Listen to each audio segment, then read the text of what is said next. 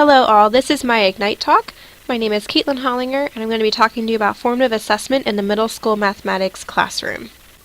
According to CHAPIS, formative assessment is formal and informal processes teachers and students use to gather evidence for the purpose of informing next steps in learning. Most importantly, it's not about the instrument that we use to collect data, it's how we use the information to adjust our teaching. There are 7 strategies of assessment that we can utilize. Strategy 1 is providing clear and understandable learning targets for our students. Second one is providing examples of strong and weak work. And the third one is providing regular descriptive feedback during the learning process. The fourth strategy is teaching students how to self-assess and set next step goals. A fifth strategy is actually using evidence of student learning to further plan our instruction and our next steps as educators. The sixth strategy is designing focused instruction followed by practice with feedback. This essentially is the feedback loop. And the last strategy is providing students opportunities to track, reflect on, and share their learning progress, which is what we're doing now. At the beginning of the course, I decided that I would be focusing on strategy 3, which is providing effective feedback. And there are 2 types of feedback that occur with this, and that's success feedback and next step feedback. And effective feedback includes both types. There are several benefits of providing effective feedback to our students, including increased student motivation, also allows our students to actually gain mastery of concepts, and primarily it also facilitates a growth mindset in our students. We do have to be cautious when we are providing success feedback. We need to ensure that our feedback actually relates to what the student did, not who they are, meaning that we should link the feedback to the learning target and be very specific about what they were successful with. Next step feedback identifies specific areas of improvement and provides our students with just enough information so they can take the next step. And we also want to ensure that it's very clear and understandable by the student. There's no ambiguity. I'm going to be providing some ideas for the math classroom. I'm going to be providing some formal feedback examples, some informal feedback examples, and then also some peer feedback examples, things that we can actually use in our classrooms.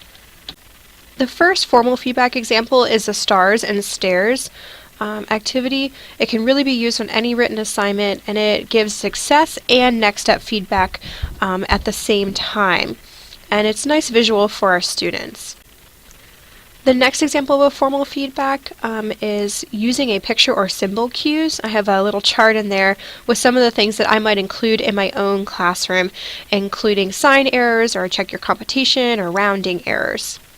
Lastly, we can always just provide traditional written comments, just really very general written comments to our students, no particular format, but just some comments, some things they're doing well, things that they can do to improve their work. The first informal feedback option I provided is a 3-minute conference. This is just a one-on-one conference between a student and teacher where verbally we can give success and next step feedback, and we can actually ask students to explain how they're solving problems.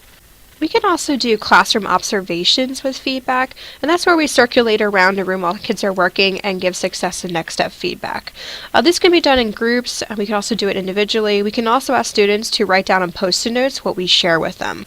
The last informal feedback option I provided is where we ask students to solve and explain a problem at the board, and we provide comments to the student. Now this is done in front of the other students, so we would definitely want to make sure that we provide a success feedback and then follow it up with the next step.